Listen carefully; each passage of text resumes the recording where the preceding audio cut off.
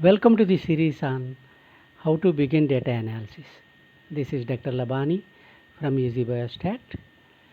This video, out of various options of checking normality, such as histogram, box plot, QQ plot, skewness, and kurtosis checks.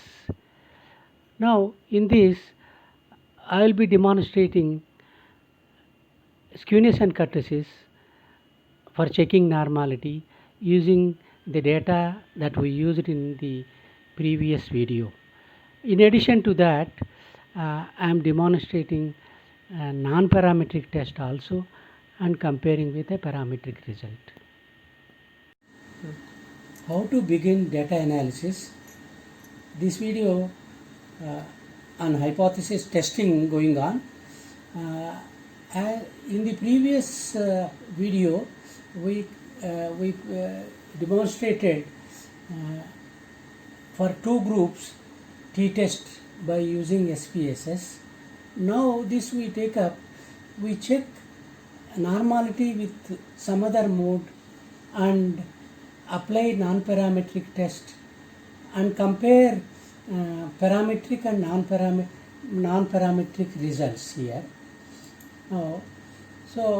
The primary aspect is in the comparison of T groups. In the t-test requirement is checking of normality. So this unpaired data is going on here, and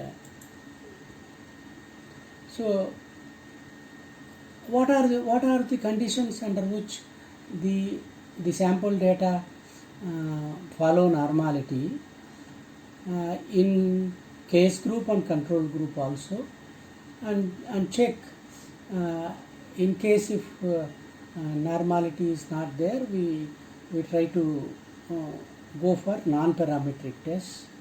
They are called rank tests.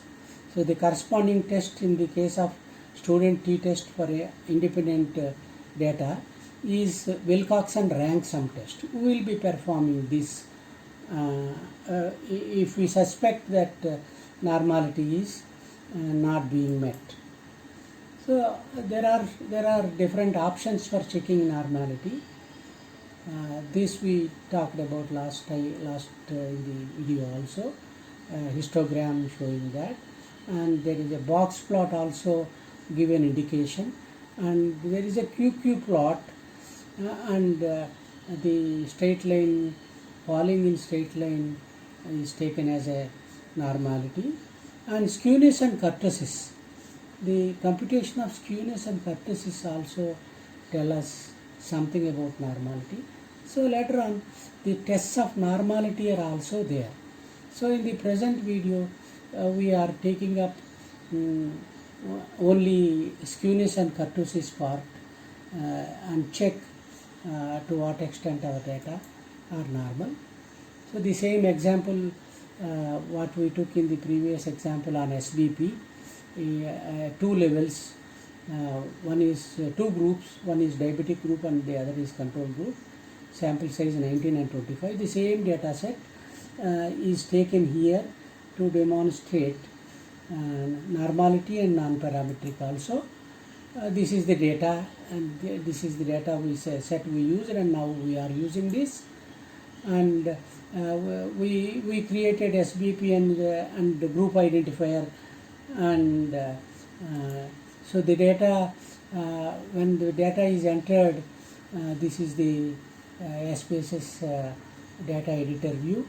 The entire SBP data is in one column for both the groups, and this is the group identifier 11222, as we explained in the earlier video also. Now we go to further understand about the data towards normality check, etc.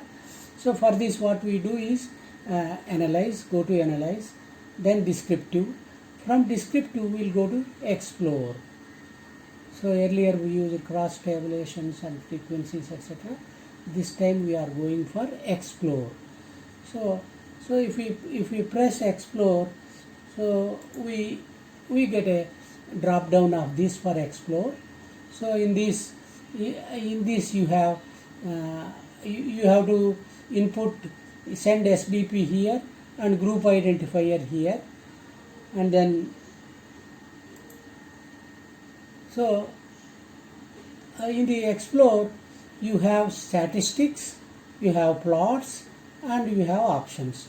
So in the under explore, if you press statistics, you will get this drop down. In this we tick for descriptives. Sometimes we want outliers also, you can tick for it, and continue. Then we have to go for plots. Then after continuing, you go for plots. Now after clicking plots, you have got a plots drop down. In this there is a stem and leaf also and histogram also. We can generally put histogram, and this is for box plots. Both for diabetic and control also can come in single.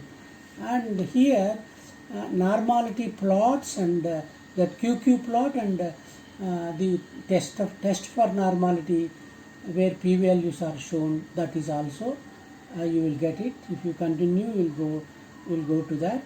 And generally options, there is nothing to choose from the options. Then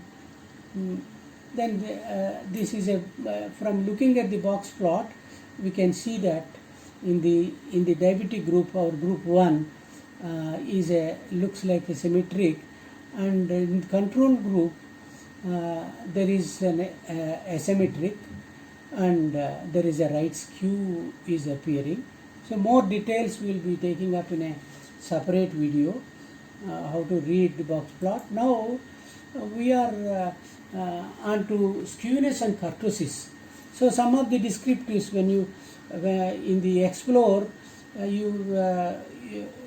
for SBP and group C, SBP and for two groups, you will get this kind of statistics.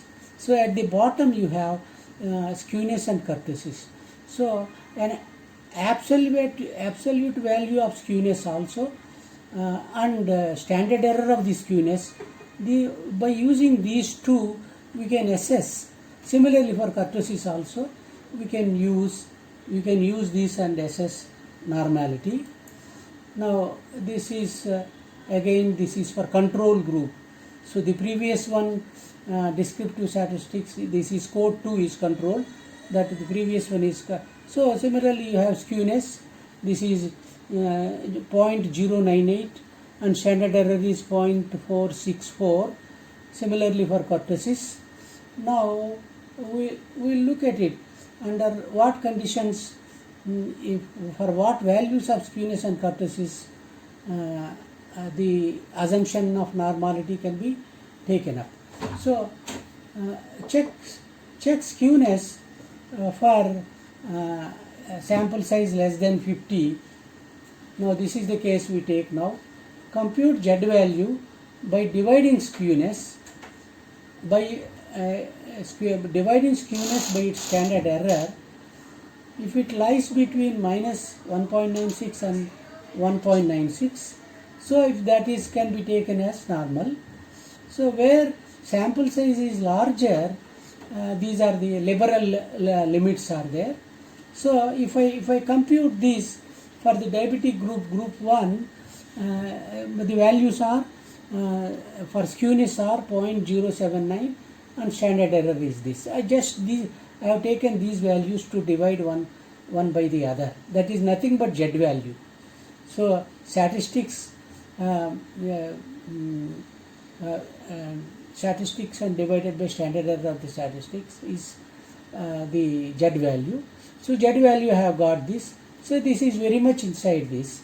And in the case of kurtosis also, I will do it. Well, let me check for control group in the skewness. So 0.098 divided by 0.646. This is also well within the limits. That means so far as skewness is concerned, both diabetic and control groups are well within the normal limits. Now I am checking on kurtosis. So check for kurtosis. for less than 50 sample size, same limits, and for some more sample size, more liberal limits are there. So this for diabetic group, so I got minus 1.69. So this is well within the limits. Whereas for the control group, it is slightly higher than, in fact higher than, lower than minus 1.96. So it is not within the limits. So this can be suspected that in the case of control kurtosis, this is slightly deviated. Now what our issue is that what if the approximate normality is not satisfactory? So in the present example, SBP, we know that the parent population is known to be normal. So the sample from which it is drawn, if it is reasonably good number, we can safely assume normality. Apart from that, the central limit theorem also suggests that the assumption of normality. The present sample size is not too small, like 10 or 15, less than that. So we can safely assume normality and go for t-test. However, keeping in mind of based on our skewness and kurtosis, we take up the rank based method or non-parametric method, which does not require assumptions and check. Now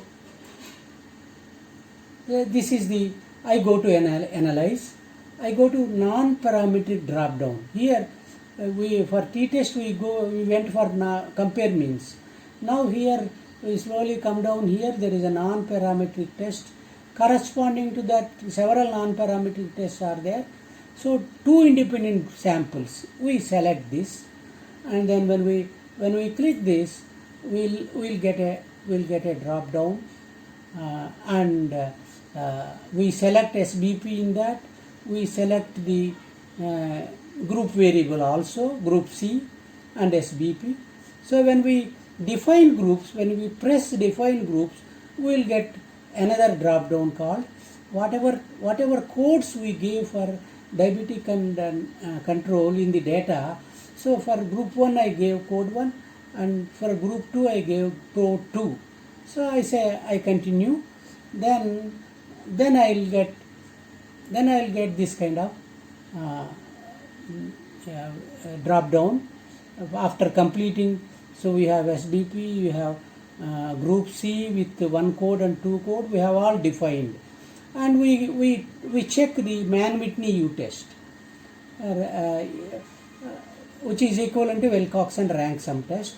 I just press OK to get the non-parametric output. This is the non-parametric output. So in the non-parametric method, what it does is it will mix both the groups of data and give them the rank. So later on the ranks are divided.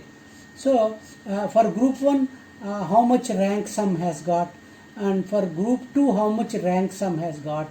So if you see, group 2 has got higher rank sum. That means all our larger values are falling into the group 2 in the control group as compared to the diabetic group. Okay. So based on this, the Mann-Whitney U-test is done, and a Z-test asymptotic significance two-tailed p-value, we got 0.79. So this is which is not significant. Anyway, the same result also, non-significant results for SBP we got in the parametric test also. Let us recall what parametric results we got. So last time we said equality of variance is assumed and not assumed. We got two p-values, 1.77 and 1.98. We took 1.98. So now if we compare non-parametric p-value, which is 0.170, and parametric 0.198. So there is no difference in the overall decision of non-significance. It is the overall the problem, the decision from the for the problem is non-significant, and so doing approximate normal can be taken, and if the t-test is performed, it is well and good based on the available information in this and the previous video we gave. With this, I thank you. See you again. Easy Biostat.